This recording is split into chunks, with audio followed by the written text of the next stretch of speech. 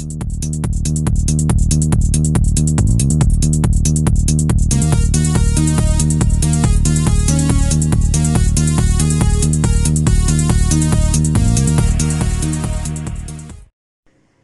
Viewers, நம்ம இன்றைக்கி healthy home சமையலில் பார்க்க போகிறது தட்டை ரொம்பவே ஈஸியாக தட்டிடலாம்.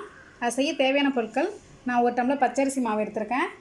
இப்போ வந்து பச்சரிசி மாவு வந்து நீங்கள் ரெடிமேடாக கடையிலேயே வாங்கிக்கலாம், இல்லை பச்சரிசியை மிஷினில் கொடுத்தும் அரைச்சிக்கலாம், இல்லை பச்சரிசியை ஊற வச்சு கொஞ்சமாக தண்ணி ஊற்றி நல்லா டைட்டாக மாவாகவும் அரைச்சிக்கலாம், இல்லை பச்சரிசியை ஊற வச்சு நல்லா தண்ணி இல்லாமல் வடிகட்டிட்டு மிக்சியில் போட்டு அரைச்சி சலிச்சிக்கலாம்.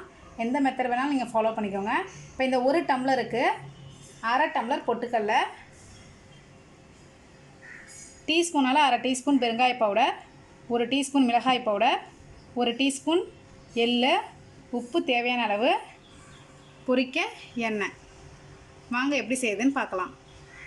பாருங்கள், முதல்ல அரிசி மாவு கொட்டிக்கலாம்.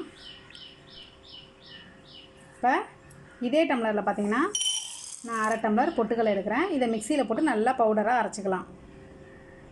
பொட்டுக்கடலையை நான் இதை மாதிரி மாவாக அரைச்சிட்டேன். இதை இந்த அரிசி மாவோட நம்ம சேர்த்துக்கலாம். அதுக்கப்புறமா அதில் பெருங்காய பவுடர், மிளகாய் பவுடர், எள்ளு, தேவையான அளவு உப்பு சேர்த்துக்கலாம். சேர்த்துட்டு இதை நல்லா மிக்ஸ் பண்ணிக்கலாம். முதல்ல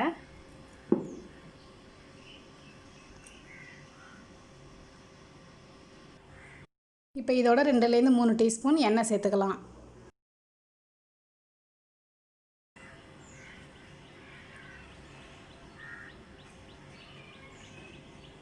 இப்போ தண்ணி ஊற்றி இதை மிக்ஸ் பண்ணிக்கலாம்.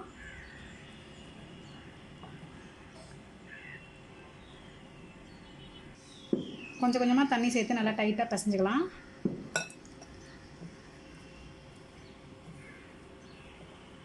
நல்லா பொட்டுக்கடலை மாவையும் அரிசி மாவையும் நல்லா மிக்ஸ் பண்ணியிருக்கணும். இதில் வந்து நம்ம பெருஞ்சீரகம், பூண்டு கூட போட்டுக்கலாம், நல்லாயிருக்கும் டேஸ்ட்டு.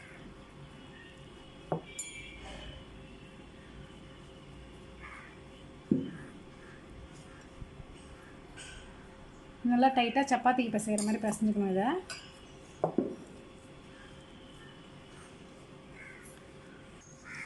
இப்போ நான் எந்த டம்ளரால் மாவு எடுத்தனோ அதே டம்ளரால் 3/4 டம்ளர் தண்ணி ஊற்றி இந்த மாதிரி நான் பிசைஞ்சிட்டேன். பாருங்கள், இதை மாதிரி நல்லா பிசைஞ்சிக்கணும். இப்போ தட்டை போடுறதுக்கு மாவு ரெடி ஆகிட்டு பாருங்கள், நல்லா சப்பாத்தி மாவு மாதிரி இருக்குது. அப்புறம் அடுப்பில் எண்ணெயும் நான் சூடு பண்ணிவிட்டேன். இப்போ தட்ட ஆரம்பிக்கலாம். நான் இதை மாதிரி ஒரு கவர் எடுத்திருக்கேன். கவரில் லைட்டாக எண்ணெய் தடவிக்கலாம். இப்போ மாவை இதை மாதிரி சின்ன சின்ன உருண்டையாக உருட்டிக்கலாம். நல்லா வழன்னு உருட்டிக்கலாம். உருட்டிட்டு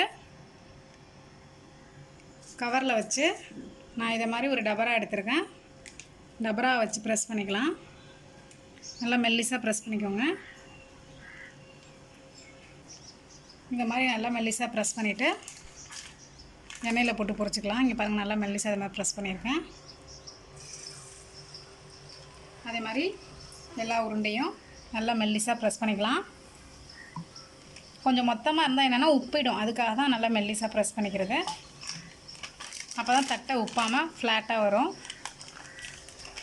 கவரில் ஒட்டுற மாதிரி இருந்ததுன்னா கொஞ்சம் எண்ணெய் தடவிக்கோங்க கவரில்.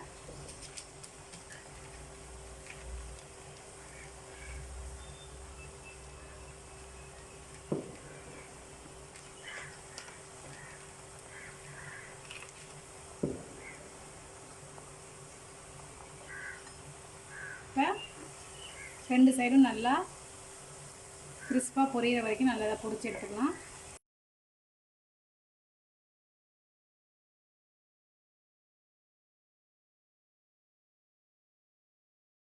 இப்போ பாருங்கள், நான் கொஞ்சம் சிம்மில் வச்சு இதை மாதிரி நல்லா கிறிஸ்பாக பொரிச்சிட்டேன். இப்போ இது ரெடி ஆகிட்டு எடுத்துடலாம் எண்ணெயிலேருந்து. இந்த தட்டையில் ஒரு ஸ்பெஷாலிட்டி என்னென்னா ரொம்ப எண்ணெய் குடிக்காது. ஆறுனதுக்கப்புறம் பார்த்திங்கன்னா துளி கூட எண்ணெய் இருக்காது, கையிலையும் எண்ணெயும் வராது.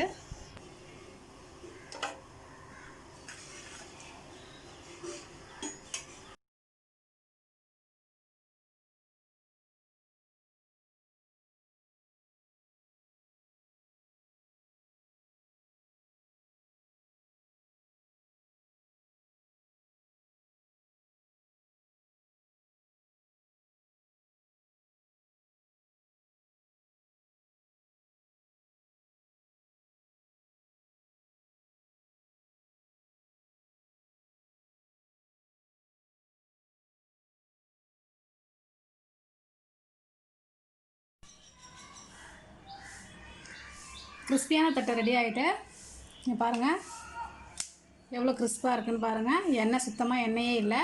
நீங்களும் இதை ட்ரை பண்ணி பாருங்கள். இன்னொரு வீடியோவில் நான் உங்களை சந்திக்கிறேன். அதுவரை உங்களிடமிருந்து விடைபெறுவது சித்ரா.